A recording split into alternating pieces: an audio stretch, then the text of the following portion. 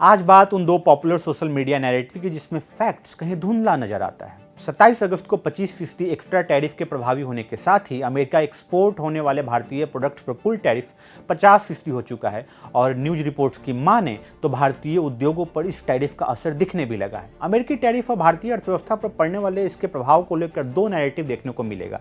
अगर एक नैरेटिव पर विश्वास करें तो आपको लग सकता है कि ट्रंप के भारत पर अधिकतम टैरिफ लगाए जाने से भारत का ट्रेड तबाह हो चुका है या तबाही की कगार पर खड़ा है, मतलब एक्सपोर्ट ठप हो जाएगा, नौकरियां जाएंगी और अर्थव्यवस्था संकट में आ जाएगी। वहीं दूसरा नैरेटिव आपको यह भरोसा दिला सकता है कि ट्रंप टैरिफ की वजह से भारत की अर्थव्यवस्था और ट्रेड पर कोई असर नहीं होगा, मतलब घबराने की कोई बात नहीं। भारत की मजबूत घरेलू अर्थव्यवस्था इस झटके को आसानी से झेल जाएगी और हम पर कोई खास असर नहीं होगा।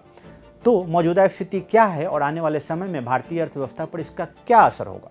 अलग अलग एजेंसियों के आकलन के औसत को देखें तो भारतीय जीडीपी की सालाना वृद्धि दर में ट्रंप टैरिफ की वजह से 0.5 से 0.8 परसेंटेज पॉइंट तक की गिरावट आ सकती है।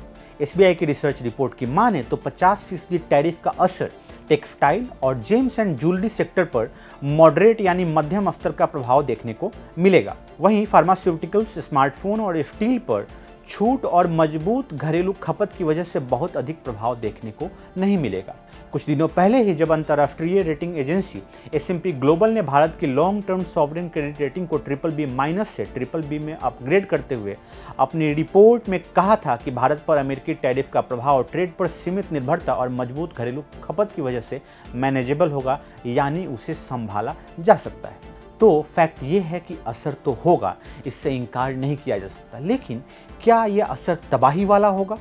इस वित्त वर्ष की पहली तिमाही में यानी अप्रैल से जून के बीच भारत की जीडीपी ग्रोथ 7.8% रही और ये सारे अनुमानों से कहीं ज़्यादा थी।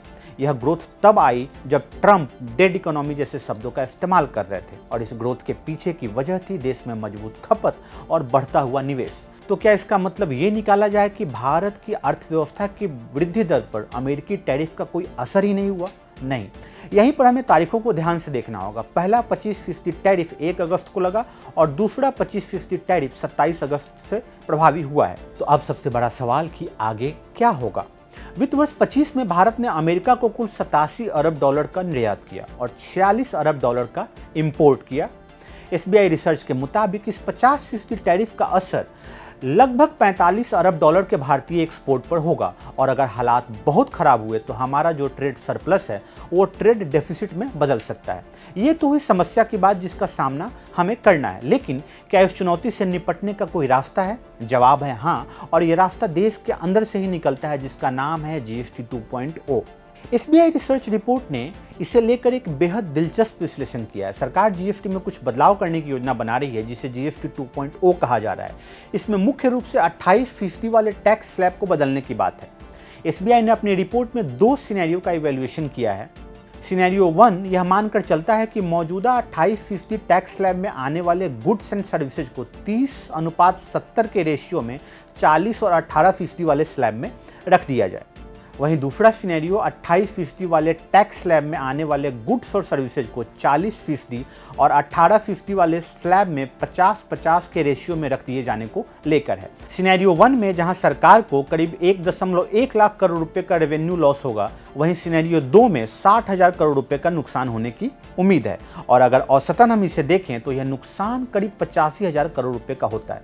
सुनने में नुकसान लगता है, लेकिन इसका दूसरा पहलू भी है। सरकार का ये रेवेन्यू लॉस वास्तव में आम जनता और कंपनियों के लिए टैक्स में कटौती है, यानी हम सबके हाथ में ज्यादा पैसा आएगा, खर्च करने की ताकत बढ़ेगी और इस बढ़ी हुई परचेजिंग पावर से हमारे जीडीपी में 0.6% तक की वृद्धि हो सकती है।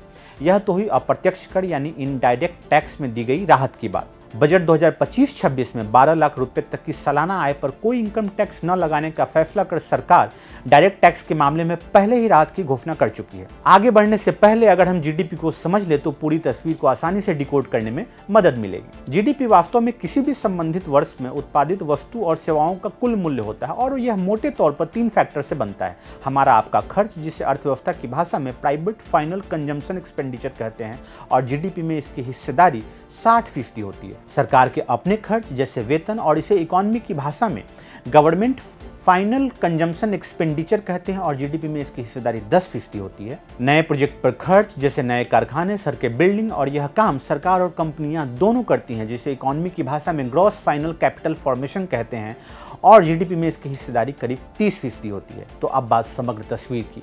एक तरफ अमेरिकी टैरिफ से जीडीपी को 0.5% से 0.8% तक का नुकसान हो सकता है, वहीं जीएसटी 2.0 रिफॉर्म से हमारी अर्थव्यवस्था को 0.6% तक का बूस्ट मिल सकता है।